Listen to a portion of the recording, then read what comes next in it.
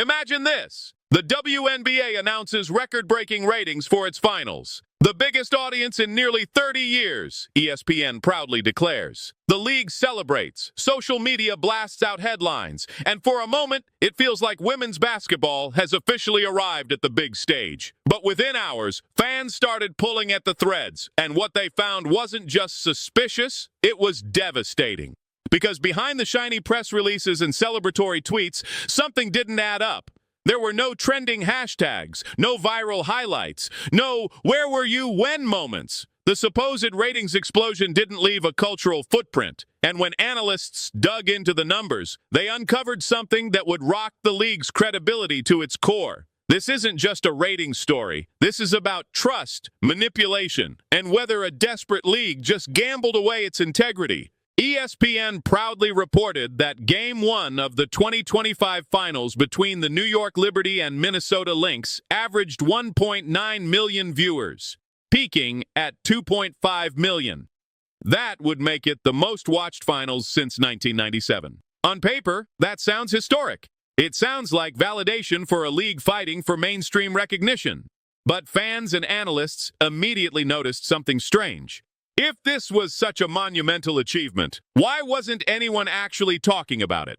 Sports Twitter was silent. Reddit threads about the finals were nearly empty. Talk radio skipped right past it. Even ESPN's own talk shows barely touched it. A question started spreading. How does a game supposedly seen by nearly 2 million people disappear from the cultural conversation overnight?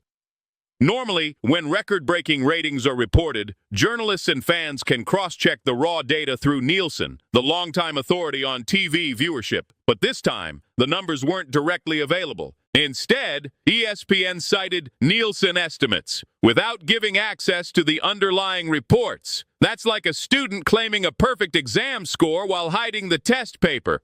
The lack of transparency triggered red flags everywhere. Why wasn't the raw data public? Why was this historic moment being filtered through layers of PR spin instead of being open for review? And buried in the fine print was a clue to the whole mystery. Nielsen had recently introduced a new measurement system called Big Data Plus Panel. Unlike traditional ratings, which tracked actual households actively tuned in, this new system broadened the definition of viewership. How broad? If you were standing in a bar where a TV had the game on, you counted. Running on a treadmill at the gym with muted screens, counted. Walking past an airport lounge with the finals playing in the background, congratulations! You were officially part of women's basketball history. In other words, the WNBA's record ratings weren't necessarily real fans sitting down to watch. They were inflated by anyone who happened to exist within eyesight of a screen.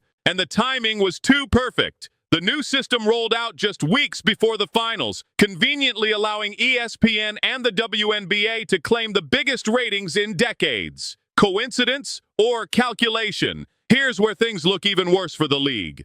Earlier in 2025, before her injury, Caitlin Clark's playoff games with the Indiana Fever drew massive, verified audiences.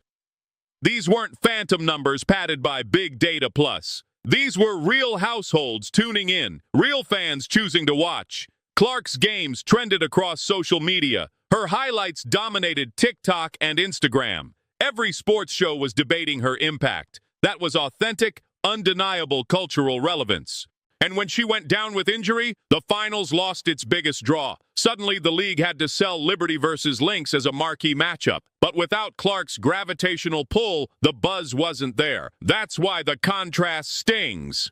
Fans saw through the inflated finals ratings because they'd already experienced what real star-driven growth looks like. The backlash was brutal. Reddit lit up with threads mocking the ghost watchers who supposedly made the finals historic. Memes spread of empty bars, muted TVs, and airport lounges being credited with carrying the sport. Even diehard WNBA supporters admitted the math didn't make sense. If millions really tuned in, why were finals tickets selling for as little as $6? Why weren't arenas sold out? Why did sports radio act like nothing happened? Fans coined it the ghost audience scandal, and suddenly, the league's credibility was under fire. If this really was a breakthrough, ESPN should have been celebrating non-stop. Instead, their flagship debate shows gave it minimal coverage. Anchors mentioned it briefly and moved on. The energy wasn't celebratory, it was cautious. Why? Because ESPN wasn't just reporting the numbers, they were part of the story. As a major broadcast partner of the WNBA, ESPN has millions invested in making women's basketball look like a growing product. That creates a clear conflict of interest. Critics argued that ESPN wasn't just reporting inflated numbers, they were actively complicit in creating them. And when pressed for transparency, they went quiet. The tragedy of this scandal is that women's basketball has been making real progress. Attendance numbers have grown in markets like Indiana. Merch sales around Clark and Sophie Cunningham have spiked. Social media engagement has been higher than ever.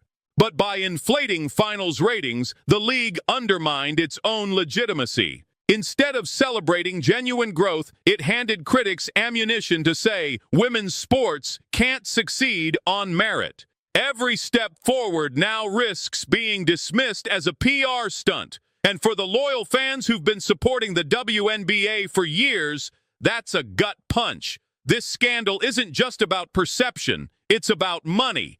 Advertisers make spending decisions based on viewership data. If those numbers are exaggerated, sponsors are essentially paying for audiences that don't exist. That erodes trust. Future media deals could be renegotiated down. Brands may hesitate to invest. And a league that already struggles with profitability can't afford to lose credibility with its financial partners. The WNBA thought they were buying short-term prestige, but the long-term cost could be devastating. The saddest part?